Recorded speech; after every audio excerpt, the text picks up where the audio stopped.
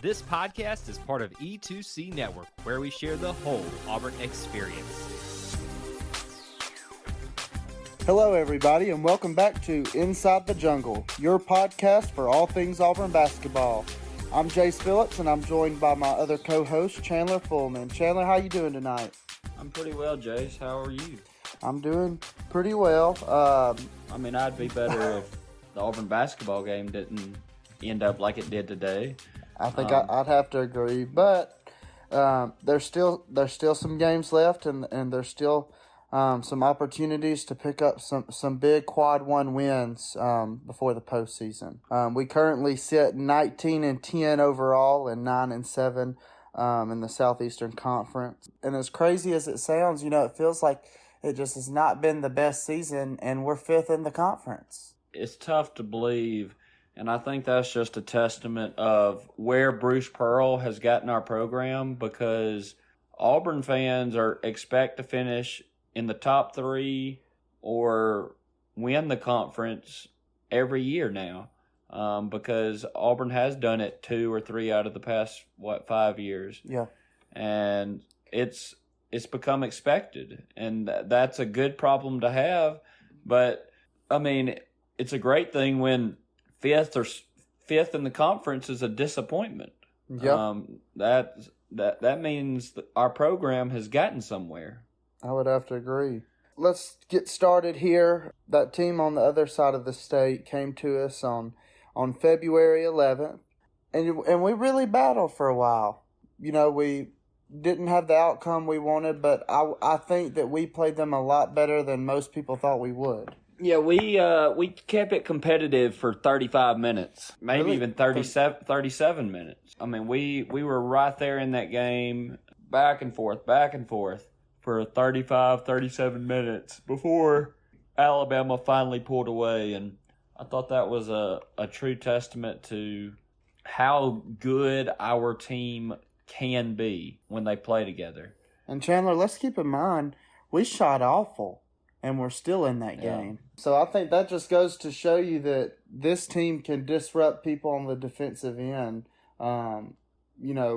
really well, because, Alabama, I believe, their offensive efficiency's got to be one of the best in the country, unfortunately, and we did a very good job at defending them. Yeah, I was very impressed. Alabama did not shoot the 3 ball as well as I thought they would, thankfully. And I thought Auburn played a pretty good basketball game. It's just this year Alabama has better Jimmies and Joes. Unfortunately, that makes a difference. It's not always the X's and O's, but it's sometimes the Jimmies and Joes. That's right. Wow, I didn't realize this until looking now. Alabama shot barely over 50% from the line, while we shot 85% from the line. That's a stat I guess I didn't realize during the game that I see now. Yeah, Auburn shot the basketball really well. I was very impressed with especially our free throw shooting. I can't say enough how surprised, or how pleasantly surprised I was from the Auburn game against Alabama. Definitely.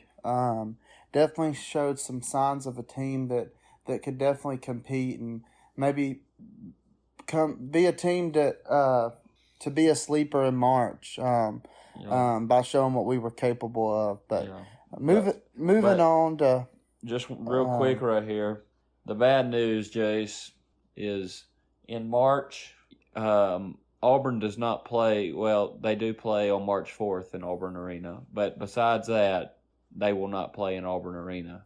And on the road and neutral sites, Auburn has struggled. Yeah. But I'm sorry. I'll stop being a negative Nancy, and I'll move on. But moving on to the next game, it was really, I feel like, one of our best games in conference play, defeating the Missouri Tigers 89-56. Janai Broome led the way with 20. Alan Flanagan had a really good game with 16 points, and KD Johnson with 15. We really just played well offensively, for 40 minutes and defensively. I think that's one of the most complete games we've played all year. I mean, we shot 80% from the free throw line. We shot 49% from the field. We shot 50% from the three-point line. I don't know if we've done that in another game this year. No, that was one of the two best games I can remember from this year, with the other game being the Northwestern game. Hence the sarcasm. Yeah. But speaking of that Northwestern game, that's now proven to be a very, very quality win, as they've upset two, I believe, top 5 opponents in the past few weeks. But I was really, really proud with the way our guys played against Missouri. Out-rebounded them 48-26, which was huge. Forced them into 16 turnovers. Like I said, forced them to take really, really difficult shots, but we also played very well offensively, scoring about 45 points in the first half and then 44 points in the second half. Those two halves happened in one game. I don't think we've had many halves this season where we've scored over 40. So, and we were able to do it twice in one game. So, played very well that game, and had some guys that don't always score kind of step up that game, which is what we're going to have here down the stretch. Yeah, I agree, and I think one of Auburn's biggest problems this year has been getting some bench help. Wendell Green, he's been a pretty consistent contributor. Janai Broome has been a pretty consistent contributor. Those two have been our biggest contributors, I would definitely say. But also, Alan Flanagan and Jalen Williams have been pretty not as consistent as Wendell and Janai, but they have been consistent contributors. But besides those four, I mean, our contributions are next to zero.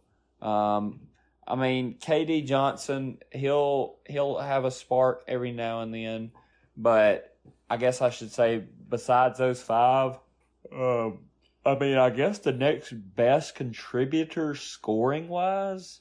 Did you say Jalen? Yes, I said Allen and Jalen and then KD, but I guess our 6th best scoring contributor may be Leor. I don't know.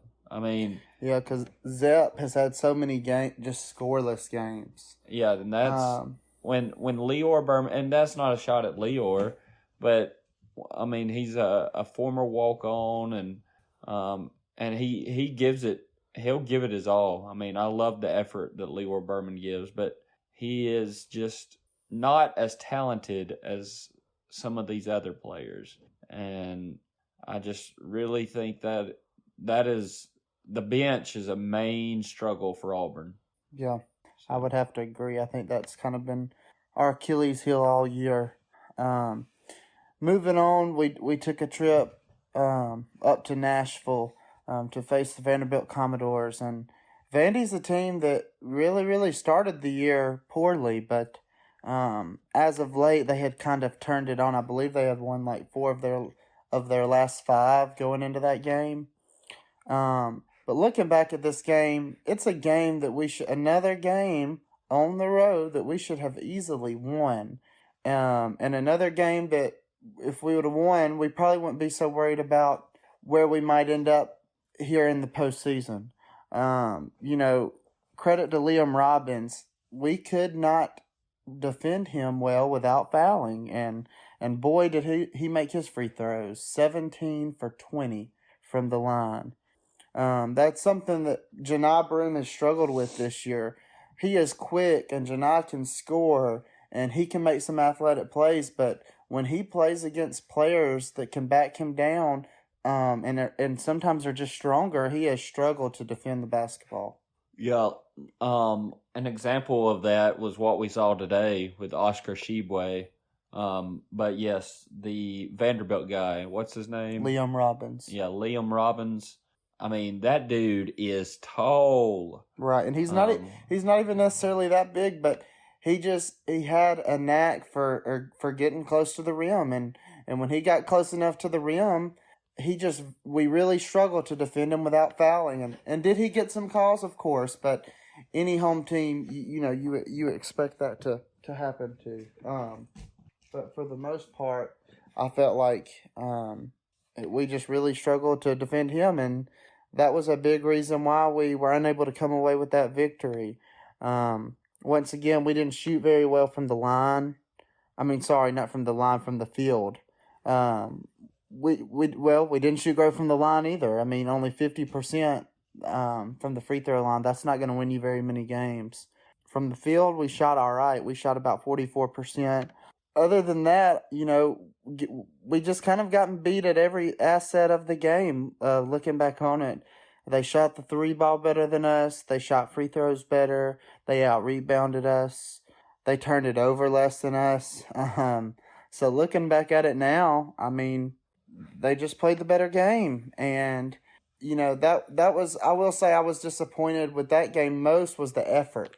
Because most of the time, you don't see a Bruce Pearl coach team lose because the effort's not there. But I just felt like we really lacked the effort and played with a lack of intensity in that Vanderbilt game. Yeah, I would agree with that. And it came back to bite us there at the end. And I feel like we have been right there for several games this season, but we don't have that one player that can finish, and it's really hurting us now that we've gotten later in the season against really good teams. Yeah, most definitely. But moving on, we came back to Neville Arena and faced the Ole Miss Rebels. Ole Miss is a team that has really struggled this year, but I really don't feel like they're that awful of a team. They've got some players that I sometimes think, man, if we had him, he could be a real difference maker. But they've just really struggled to, I feel like, play well together as a team. And that's kind of contributed to a lot of their losses. But anyways, getting back to this game, we came away with the victory 78-74, but I felt like that it was a lot closer than I would say most Auburn fans were anticipating. I and me personally, this is a game I expected us to win fairly comfortably, and boy, was it the complete opposite of that. I mean, there was times in the second half that I was really worried that we might mess around. Yeah, that when we there was one time when we got down 63-59, we were losing 60-59, I believe, and Ole Miss hit a three with, I think, 3 or 4 minutes left to make it 63-59. And I was like, shoot, Auburn is in trouble. They are actually going to lose this game, and our tourney hopes are going to end right here tonight. But then they contrary to what I have said, they found a way to pull it out when it mattered. And a reason why I think they did pull it out is, unfortunately, not a testament to Auburn, but just Ole Miss is not a good basketball team. Kermit Davis got fired yesterday, and Ole Miss has struggled this year, and I think that's just Auburn showing up at the end of the game is more of a testament to Ole Miss not being good than it is to Auburn being okay. Yeah, I definitely think you're right on that. But Wendell was our leading scorer, and going 11 for 12 from the free throw line was really huge for Wendell. In fact, I think we only missed 2 free throws all night against Ole Miss. So the whole team, for the most part, shot well from the free throw line. But like you said, it was just kind of one of those games where I don't necessarily know that we won because we really showed how good we were, but you could just kind of see Ole Miss's same old struggle they've had all year and just finding ways to lose games. So I definitely think you're right on that. But looking at this free throw percentage, 92%, I would think that's got to be our highest percentage from the free throw line all year, and that's a very good sign as we get closer to the season here, because I mean, free throws, you hear it said all the time, but in this time of year especially, something as simple as making your free throws can be the difference between your season ending or keep going on. Yeah, I would agree with that. And like you said, Auburn was very impressive from the free throw line. I mean, Auburn, I feel like has definitely improved from the free throw line as we have gone about this season. And I think that's a good thing, obviously. But the problem is we're not getting to the line near as much as I wish. Now, I mean, there's been a game or two where we've gotten there 25, 30 times, but it needs to be every game.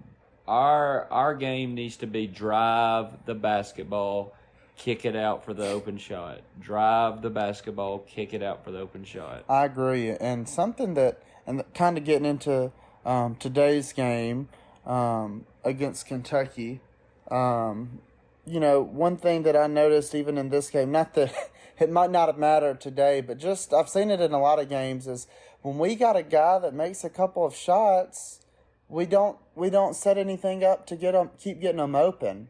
And when you have a guy that is hot from the field and is making their shots, you've got to find ways to get them open shots and to continue to get them open looks instead of just making them create everything on their own. And that's an area that I've kind of seen this year where we've struggled. Looking back at the Final Four year, we got Bryce Brown shots when he needed to get shots. We got Chuma Okeke in the corner to get shots, to get him open. Jalen Williams, lots of times, he's made a couple of shots, and then he might not shoot again until 8-9 minutes later. Yeah. And, I mean, part of that is credit to the team, your opponent, playing better defense and really starting to lock that guy up. But I also think part of it is, you've got to draw that up.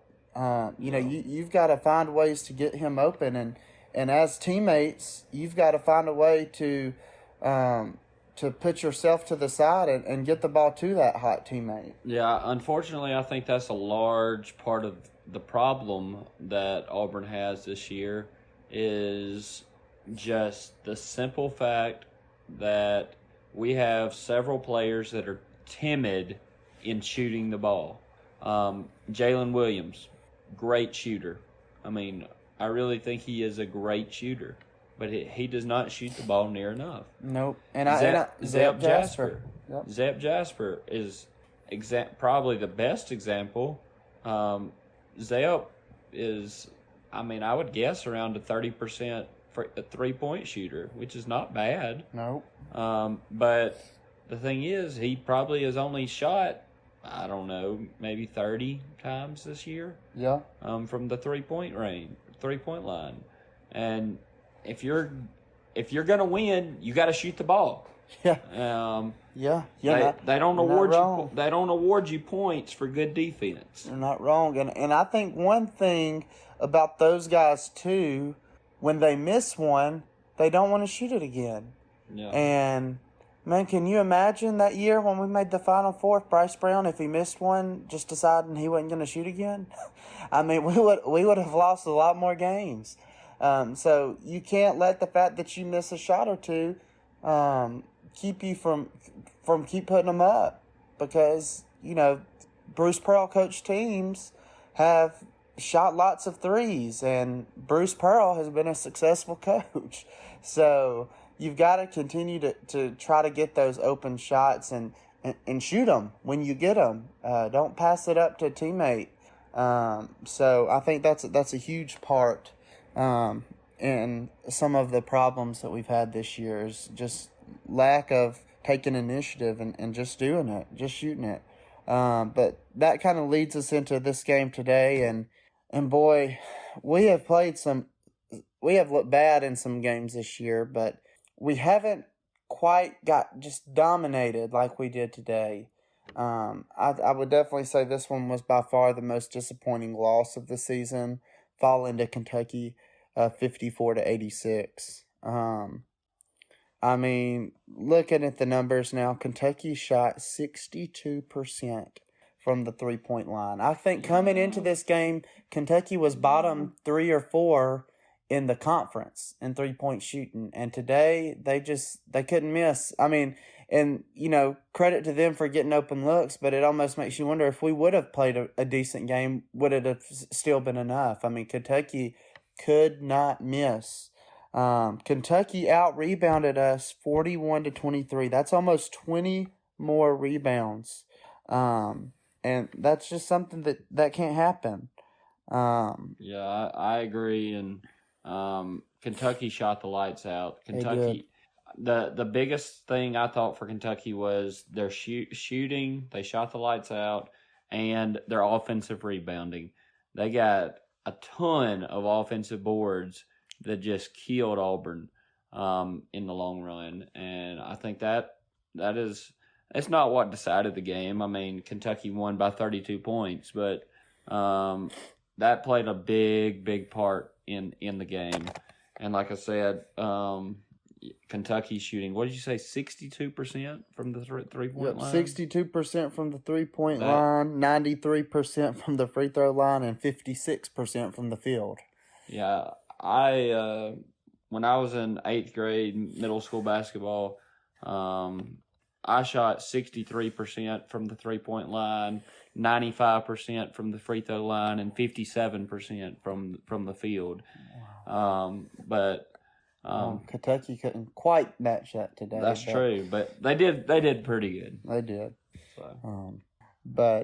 I do just want to, last thing before we wrap up this podcast, I would like to give a shout out to Coach Jay and the Lady Tigers as they close out the regular season tomorrow at home against Vanderbilt.